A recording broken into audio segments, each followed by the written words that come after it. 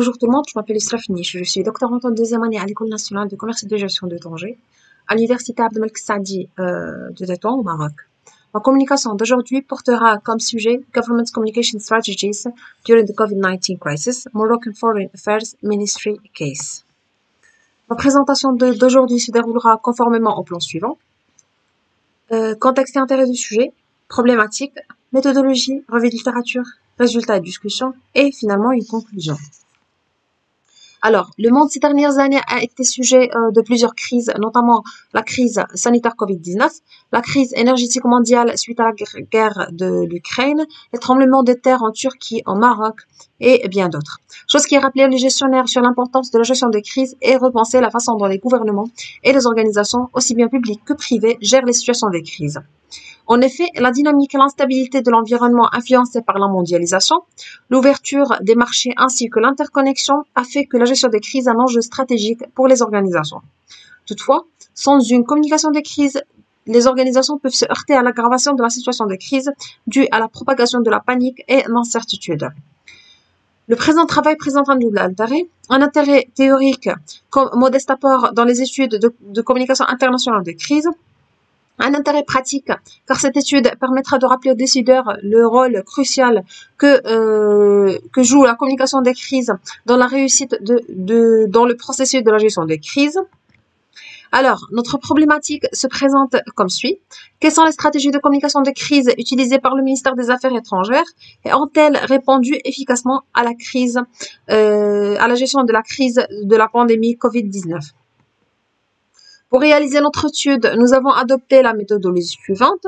Nous avons effectué une revue de littérature, le choix des fondements théoriques, la collecte des informations et des données, et l'analyse et l'interprétation. Alors, la communication de crise est définie selon Coombs comme étant la collecte, le traitement et la diffusion d'informations nécessaires pour faire face à une situation de crise. Elle est présente, selon l'auteur, dans les 3 phases du processus de gestion des crises, notamment le pré-crise, crise et post-crise. En matière de théorie de communication des crises, on distingue 3 principales théories, notamment Image Restoration Theory de William Benoit, Situational Crisis Communication Theory de Timothy Coombs et Rhetorical Arena Theory de Finn Franzen and Winnie Johansen. Nous avons adopté la théorie de Coombs comme fondement théorique de la première partie de notre étude. Elle présente un cadre théorique pour comprendre le lien entre la situation des crises et les stratégies de réponse. Elle s'intéresse à analyser la communication de crise selon 3 points, notamment identification du type de crise, les facteurs amplificateurs et les stratégies de réponse, qui, selon l'auteur, sont à l'ordre de 4, notamment déni, réduction, reconstruction et renforcement. Aussi, notre analyse reposera dans la deuxième partie de notre étude sur la théorie de communication internationale de crise, selon Schwartz et al. Ce dernier propose 4 règles pour réussir une communication de crise internationale, notamment be honest, be open, be relationship focused et be authentic. Alors, pour le cas du ministère des Affaires étrangères, notamment MAEC, notre analyse portera sur deux parties prenantes du ministère, notamment les partenaires et organismes internationaux et les Marocains bloqués à l'étranger. L'analyse de la stratégie de communication entreprise par le ministère des Affaires étrangères avec ses partenaires et organismes internationaux s'articulera sur 2 volets, notamment dresser un état des lieux des résultats des efforts employés pour faire face à cette crise et s'interroger sur l'efficacité de la stratégie de communication de crise optée à travers une grille adoptée depuis la littérature de la communication internationale de crise. Alors, pour l'état des lieux, pour mieux gérer la crise sanitaire Covid-19, le Maroc a participé durant l'année 2020 à un ensemble de réunions institutionnelles pendant lesquelles il a échangé avec d'autres pays et organisations internationales afin de sortir avec des résolutions permettant de faire face à la pandémie.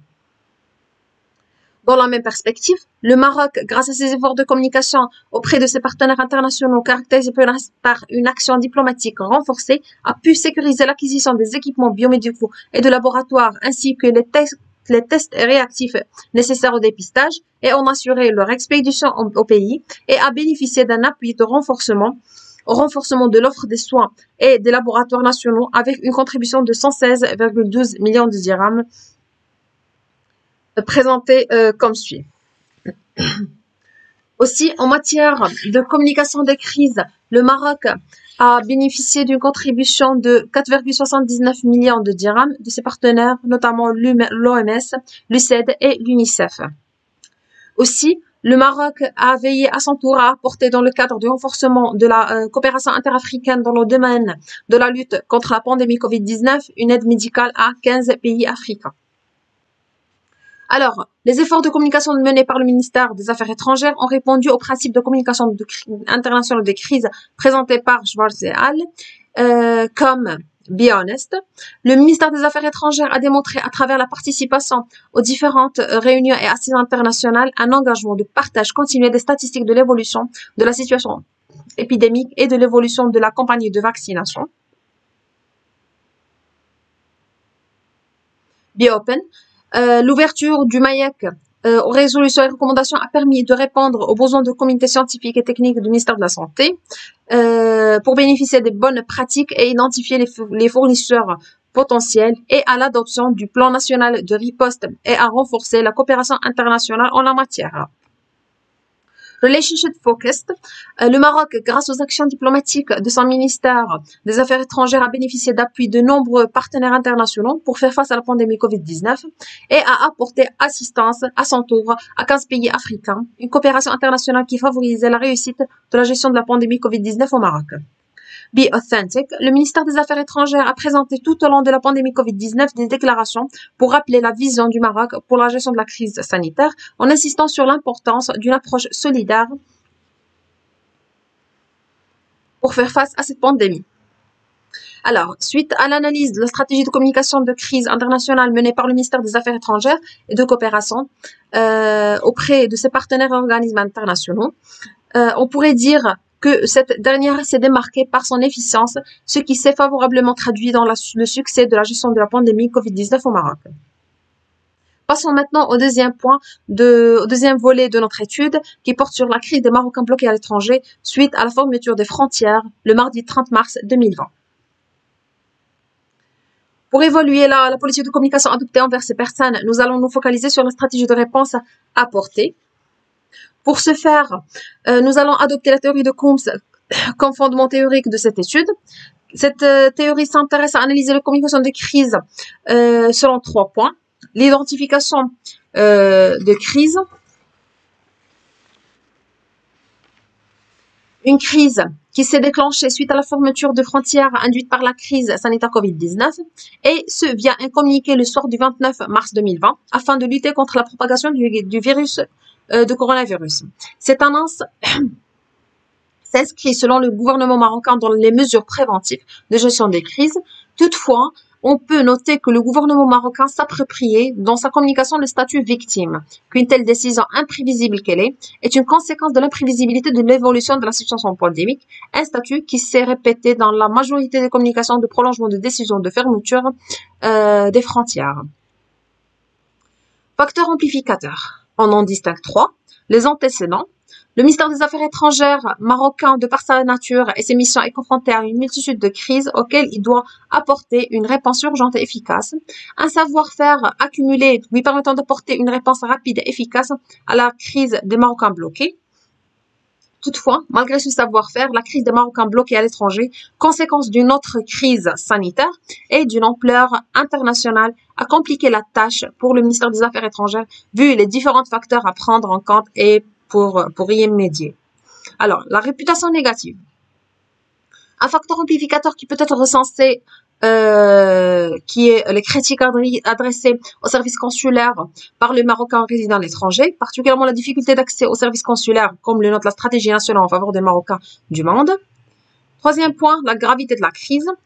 Il s'avère important de souligner que la crise des Marocains bloqués à l'étranger, estimée par des milliers, induite par la crise sanitaire, dont les enjeux sont majeurs, reste une situation sans précédent et insemblable. Troisième point, qui est les stratégies de réponse. On pourrait les présenter conformément au tableau suivant. Alors, À travers cette analyse, on pourrait dire que le ministère des Affaires étrangères a adopté plusieurs stratégies de réponse afin de faire face à la crise des Marocains bloqués à l'étranger. Toutefois, malgré les efforts de réponse de communication instaurés par ce dernier, ils ont été marqués par un silence, laissant place à un flambeau de désinformation et mésinformation, notamment dans les réseaux sociaux. Alors, pour conclure, l'étude du cas du ministère des Affaires étrangères a permis de démontrer que la crise de pandémique Covid-19 a mis à l'épreuve la communication publique en cas de crise, qui, malgré les efforts déployés et les fonds mobilisés pour assurer une communication transparente, malgré les efforts déployés et crédible en faveur d'une gestion efficace de la pandémie, s'est montrée insuffisante par rapport à l'ampleur de l'enjeu induit par la crise et a montré que le gouvernement marocain n'a pas su profiter des réseaux et médias sociaux pour améliorer l'opinion publique et promouvoir sa confiance. Merci pour votre attention.